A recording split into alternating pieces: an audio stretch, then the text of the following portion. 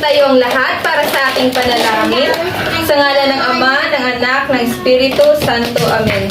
Panginoon, maraming salamat po sa araw na ito. Bigyan niyo po kami ng lakas at katalinuhan sa maghapong ito at ingatan niyo po kami. Ito lamang po ang samot panalangin sa pangalan ni Jesus. Amen. In the name of the Father, of the Son, and Holy Spirit. Amen. Magandang araw mga bata. Magandang araw din po, teacher. Bago kayo umupo ay pakipulot ng mga dumi sa ilalim ng inyong upuan at pakiayos na din ang inyong upuan. Okay? Maaari na kayong maupo. Umupo ng mabuti. Kamusta kayo? Ayun lang po. Mabuti naman. Ngayon ay magtatala ako ng liban ngayon at kapag tinawag ko ang inyong pangalan ay itaas ang inyong kamay at sabihin ang salitang narito po. Espiritu Jernan, Narito po. Mancillo Jeric, Narito po.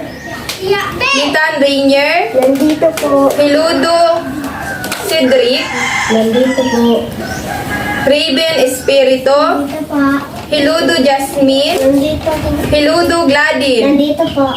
Okay, mahusay, walang lumiban ngayon sa klase. Dahil dyan, magstayo ang lahat at bigyan ninyo ang inyong sarili ng 3 palakpak, 3 padyak at isang mahusay. 1, 2, 3. Mahusay! Okay, salamat.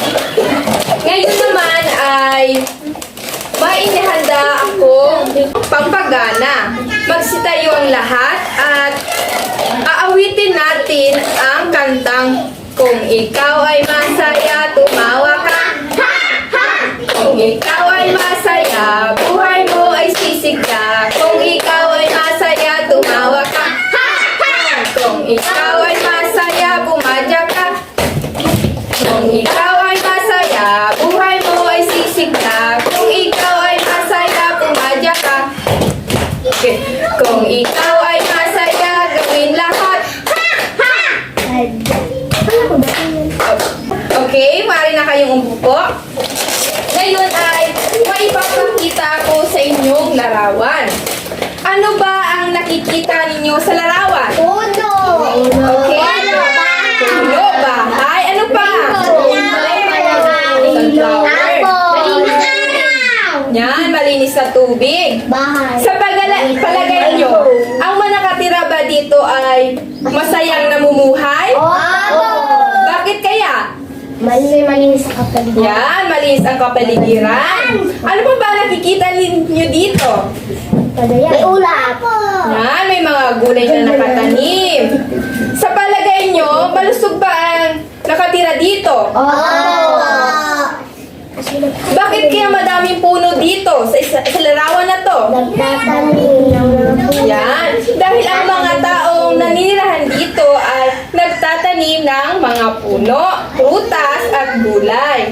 Sa palagay nyo, ang mga nakatira ba dito ay pinapangalaga ang mabuti ang kanilang kapaligiran? Okay, napakahusay. Ngayon naman ay may idea ba kayo kung ano ang aralin natin ngayong araw? Tungkol saan? Okay? Magtatanim ng mga puno. Pagtatanim ng mga puno. Ano pa? Tungkol sa kapaligiran. Yan, tungkol sa kapaligiran. Simulan, ang ating aralin ay ilalahad ko muna ang layunin. Layunin.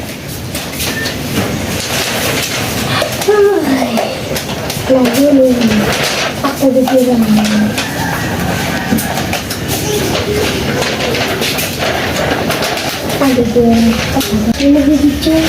Okay, ito ang ating layunin. Pagkatapos ng 45 minuto na talakayan, ang mga mag-aaral ay inaasahan na una, natutukoy ang iba't ibang pangangalaga sa kapaligirang ginagalawan. Pangalawa, na isasagawa ang iba't ibang pamamaraan ng pangangalaga ng kapaligirang ginagalawan. At ang panghuli naman ay napapahalagahan ang iba't ibang pamamaraan ng pangangalaga ng kapaligirang ginagalawan. Okay, ang tatalakayin natin ngayong araw ay tungkol sa pangangalaga sa kapaligirang ginagalawan.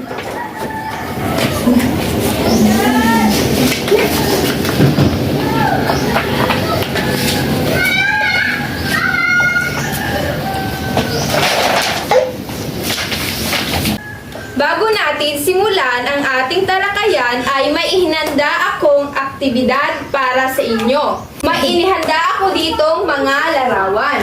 Bibigyan ko kayo nitong malungkot ng mukha at masayang mukha. Ang gagawin nyo ay itataas nyo ang masayang mukha kapag ang larawang pinapakita ko sa inyo ay nagpapakita ng pangangalaga sa kapaligiran. At pag malungkot naman ay nagpapakita ng hindi na magandang paraan ng pangangalaga sa kapaligiran. Okay? Una, masaya ba o malungkot? Masaya. Masaya. Bakit nasabi niyong masaya? Kasi pinupulit ang basura. Ano pa? Tinatapon ang basura. Kinukuha. Masaya ito dahil ang babae ay pinapangalagaan niya ang ilog. Inaalis niya ang mga boteng plastik na nakalutang sa ilog at itinatapon niya ito sa tamang basurahan. Sunod naman ay ito. Nagpapakita ba ito ng masaya o malungkot? Malungkot. Bakit nyo nasabing nagpapakita to ng malungkot? Nagtapon sa ilog ng basura. Yan, napakahusay. Kayo, gagayahin nyo ba ang lalaki? Hindi. Bakit? Baka kasama sa... Yan. Kasi masama ang pagtatapon ng basura sa ilog. Sunod ay ito. Masaya. Dahil ang litrato ay nagpapakita ng pagtitipid ng tubig. Ang sunod naman ay malungkot. Bakit malungkot? Pinuputol ang mga puno. Ano ba dapat ang ginagawa natin? Yan, tama. Dapat nating panatilihing maraming puno ang ating kapaligiran para maiwasan natin ang baha at para may bahay ang mga hayop sa kagubatan or sa ating kapaligiran.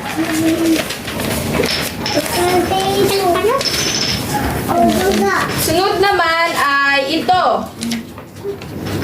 Masaya. Bakit masaya? Dahil nililinis ang kapaligiran. Yan.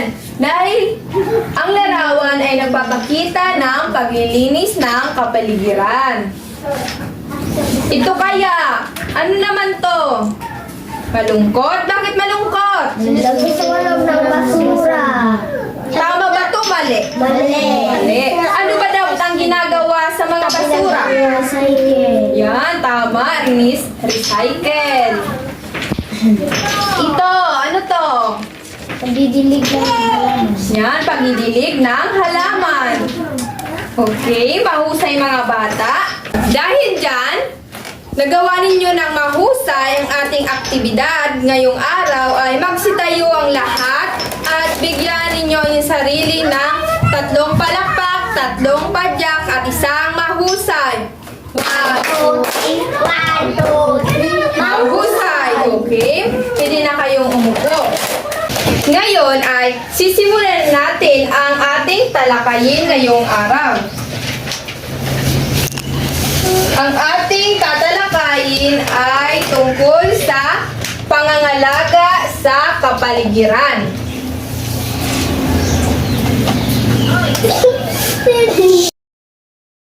Ang tatalakayin natin ngayong araw ay ay tungkol sa pangangalaga sa kapaligiran.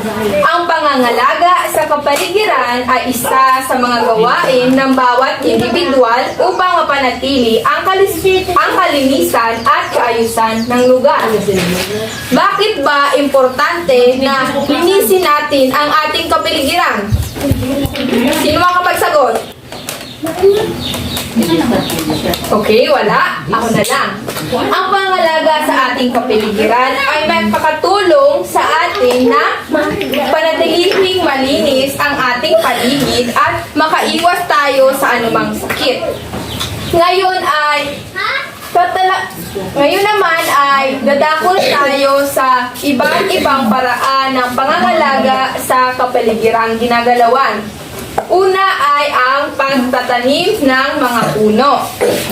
Ito ay makakatulong na maging maganda ang ating kapaligiran at makakalanghap tayo ng sariwang hangin. Sa inyo ba, sino ang nagtatanim ng mga puno? Ano bang mga klaseng puno ang inyong tinatanim? Okay, Jernan? Mahogani, Jerry, Pili, Raven, Nara, Jasmine, Mangga. Sino pa? Okay, Agladin, Nyog, Rainier, ano ba? Mr. Apple po. Star Apple. Ang mga punong inyong nabanggit ay nakakatulong sa ating kapaligiran upang makalanghap tayo ng sariwang hangin. At ngayon naman ay dadako na tayo sa pangalawang paraan ng pangangalaga sa kapaligiran ating ginagalawan. Ang pangalawa ay pagtatapon ng basura sa tamang basurahan.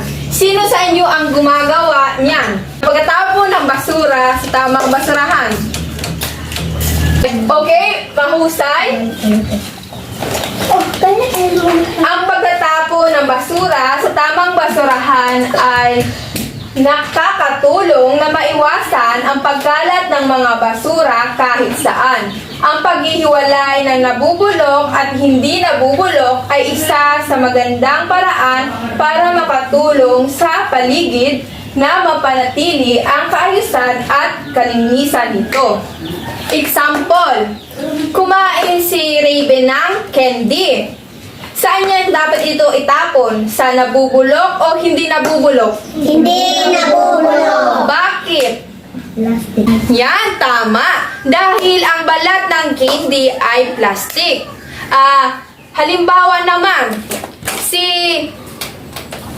Jernan ay kumain ng saging. Saan niya dapat itapon ang balat ng candy? Nabubulok.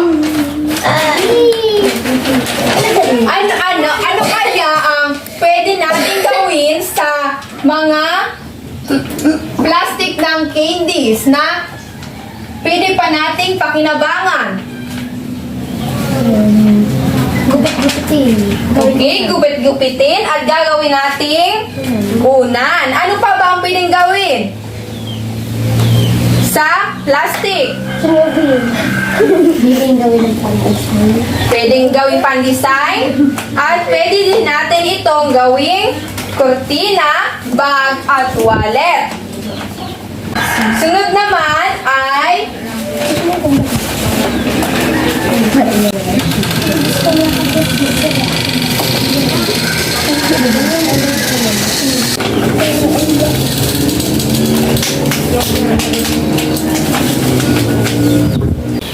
ang pangatlong paraan ng pangangalaga sa kapaligirang ating ginagalawan ay pangangalaga sa ilog at dagat.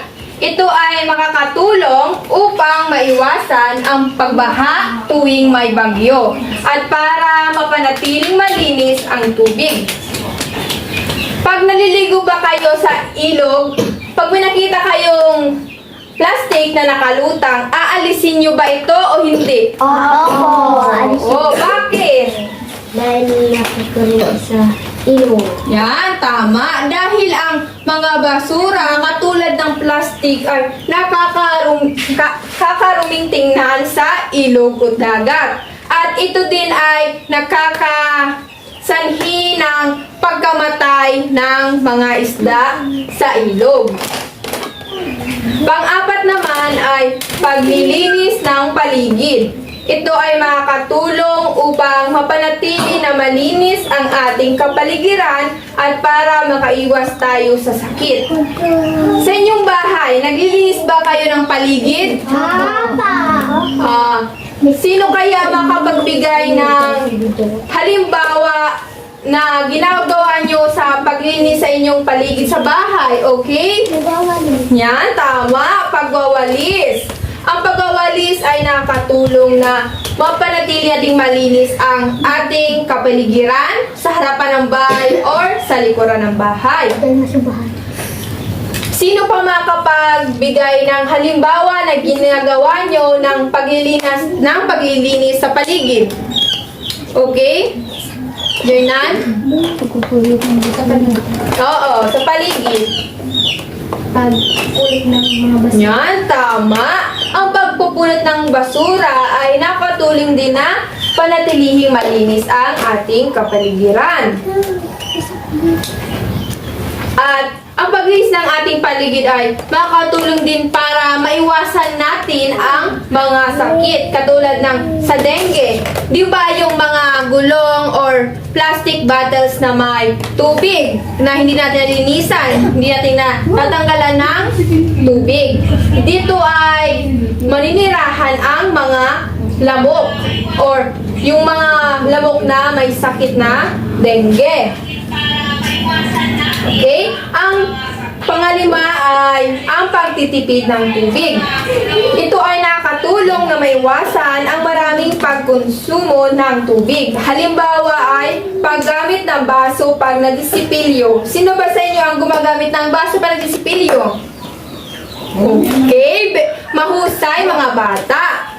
Dahil ang paggagamit ng baso pag nagsisipilyo kayo ay nakatulong upang makatipid tayo ng tubig. Ano pa ba ang ibang halimbawa ng pagtitipid ng tubig? Okay, Jornan? Paggamit ng tubig na paggamit ng mga ginamit na tubig. Okay. Kagaya ng panaghugas tayo, yung binalnawan natin na malinis sa tubig, pili pa natin yung gamitin para ipangdilig sa ating halaman. At ito pa ang isang halimbawa ng pagtitipid ng tubig. Gumamit ng timba sa pagliligo para hindi naaksaya yung tubig. Hindi yung agos ng agos yung gripo. Ngayon naman ay may inihanda naman akong panibagong aktibidad para sa inyo. Masay mana kayo ng makasat.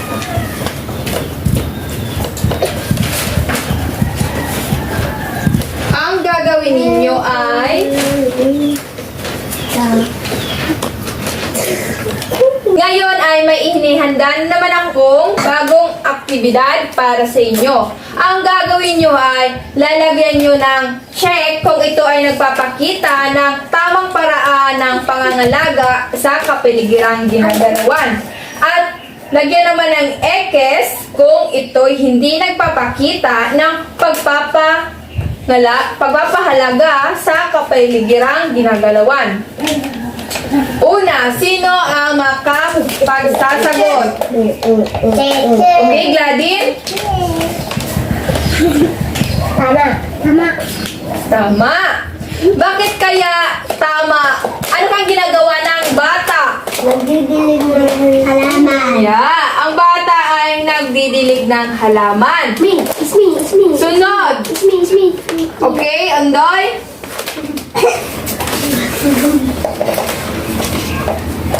Tama. Check. Bakit kaya tama ang ginagawa ng bata? Nagpupulot ng basura. Okay. Inaalis ng batang babae ang mga basura sa ilog at inilalagay sa tamang basurahan. Dito, sunod. Okay, si Dream. Mali. Bakit kaya mali ang ginagawa ng lalaki?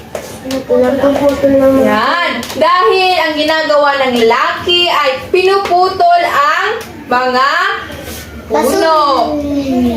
Dito sunod. Okay, Raven? Check or X?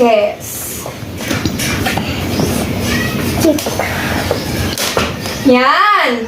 Bakit kaya mali ang ipinapakita ng lalaki?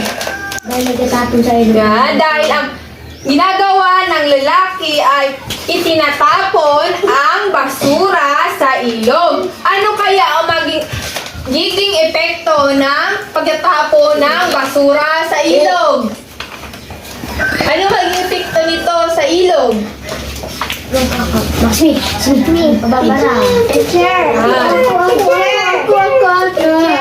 Ang epekto ng pagtatapon ng basura sa ilog ay mamamatay ang ibang isda at magiging sanhi din ito ng pagbaha at pagkalat ng basura.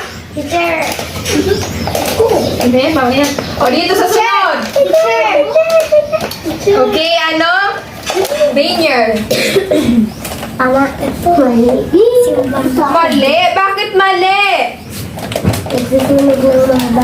Yan, dahil ang ginagawa ng lalaki sa litrato ay sinusunog ang mga basura. Dahil dito ay nakakasama ito sa kapaligiran. At hindi din nakasama sa kapaligiran. Ano ba dapat ang ginagawa dito? Sa mga basura? Nire-recycle. Ano nga ang pwedeng gawin sa mga basura katulad ng plastic? Ginagawang wallet, kortina, at bag. Dito sa sunod na litrato. Okay, Jasmine.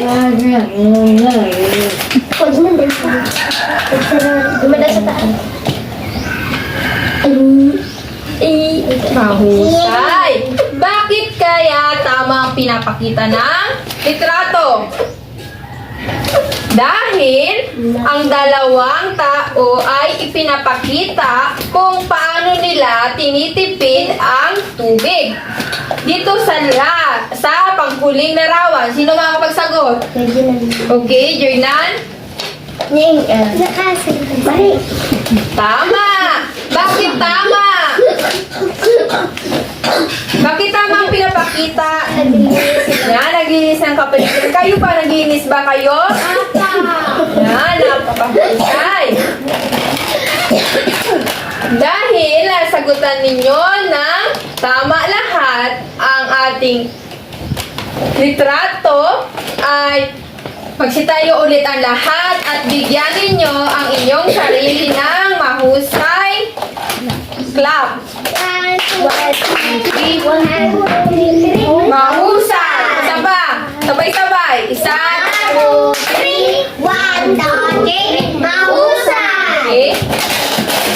Kung talagang may natutunan kayong araw, magbigay nga ng mga pamamaraan ng pangangalaga sa kapaligirang ating ginagalawan. Magbigay ng isa. Okay? Rainier? Paglilinis. Ano pa? Sino pa? Okay? Magpupulot ng basura. Sino pa? Ano pa ba ang ibang pamamaraan ng pangangalaga sa ating kapaligiran? Jasmine? Pagwawalis? Ano pa? Paglinis ng ilog. Tama. Sa paaralan ba, ano ba ang ginagawa nyo? Sa paglinis ng kapaligiran nyo sa inyong paaralan, anong ginagawa nyo? Naglinis CR. Ano pa? Nagwawalis ng paligid. Nagpupulot ng basura at itinatapon ito sa tamang basurahan. Sa pagtatanim ng mga puno at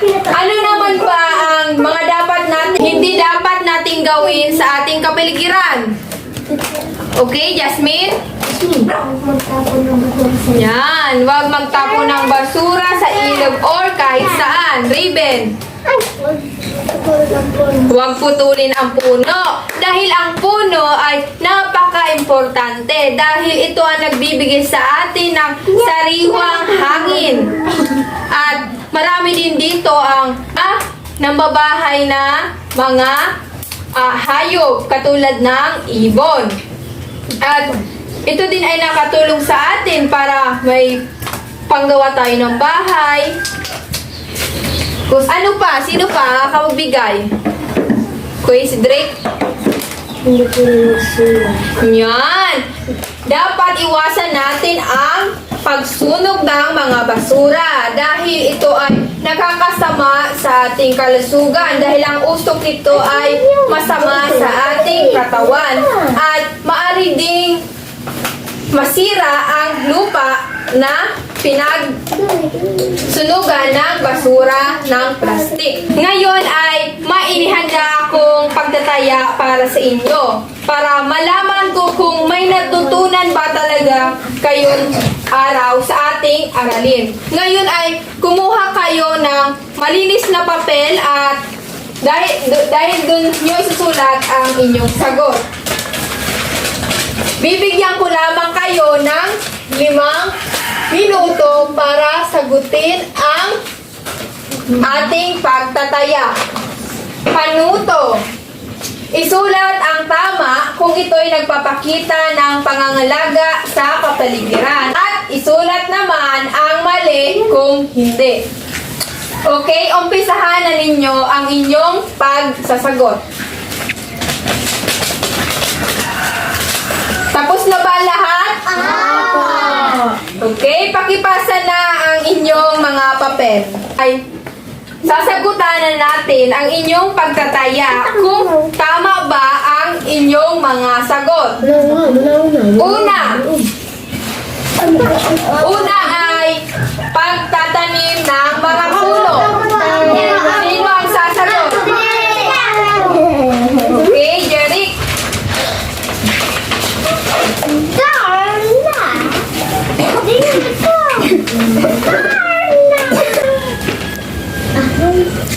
Ang pagtatanim ba ng mga puno ay tama? Opo. O, tama.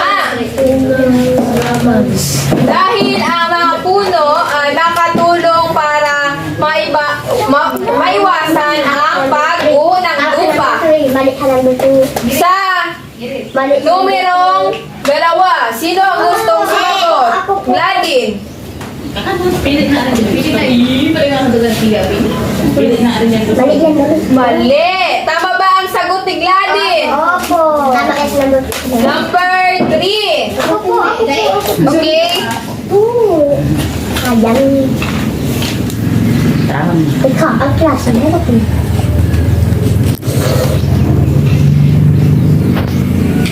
Husay. Ang paglilis ba ng paligid ay tama? Opo. Opo. Yan, tama. Sa pang-apat, sino gustong sagot? Jasmine?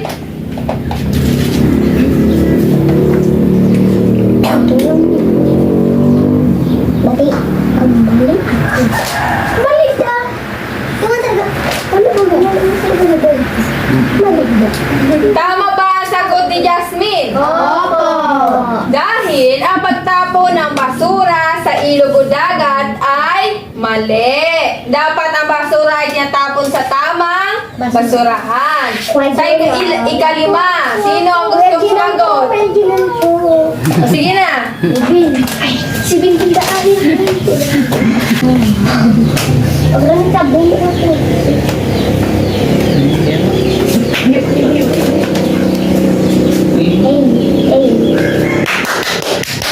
Mahusay! Ang sagot ni Raven ay tama dahil ang pagtitipid ng tubig ay nakakabuti sa ating kapaligiran. Maraming salamat mga bata. Yun naman ay, ang inyong takdang aralin ay maghanap kayo ng mga larawan na nagpapakita ng pangangalaga sa kapaligiran at idikit ninyo ito sa bond paper at ipasa sa susunod na ating talakayan. Naiintindihan ba mga bata? Naiintindihan ba? Okay, maraming salamat. Magsitayo muna ang lahat para sa ating wakas na panalangin. Sa ngalan ng Ama, ng Anak, ng Espiritu Santo. Amen. Panginoon, maraming salamat po sa maghapong ito dahil marami po silang natutunan na panibagong aral at ingatan niyo po sila sa pag-uwi at subaybayan sa kanilang pag-uwi. Sana ay makuwi sila ng ligtas. Ito lamang po ang samot panalangin sa pangalan ni Jesus. Amen. Sa ngalan ng Ama, ng Anak, Espiritu Santo. Amen. Paalam mga bata. Alam ko.